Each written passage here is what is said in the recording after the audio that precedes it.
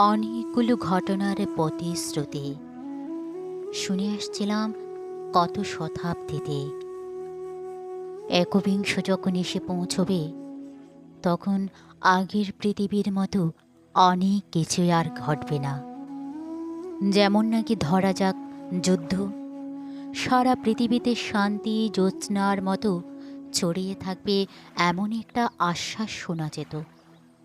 হতে পারে অনেকগুলো যুদ্ধের অভিজ্ঞতায় গত শতাব্দীর বয়স একটু একটু করে বেড়ে উঠেছিল বলে তখন তার হাত পায়ের স্থিরতা কমে গেছে।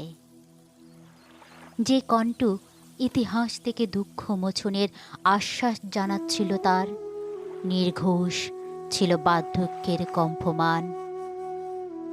দু একটা স্বাধীনতার খবর ওই শতাব্দীটাকে আলো দিচ্ছিল বলে কি ভাবছিলাম, একবিংশ শতাব্দী যখন এসে পৌঁছবে, দাসত্বের শিকল সকলের পা থেকেই খসে পড়বে।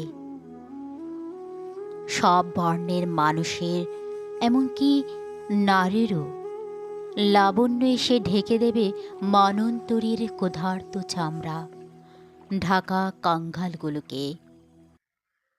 অপরূপ বনাঞ্চল পাহাড়তলির দিকে সব কিসিমের সন্ত্রাসের ছায়া চিরদিনের মতো সরে যাবে। যা যা হবার ছিল তার অনেকটাই হয়নি। শুধু দুই সহোদরা শতাব্দীর পর শতাব্দী মানুষের গড়বাড়ির কাছেই থেকে যাচ্ছে আশা আর ভালোবাসা।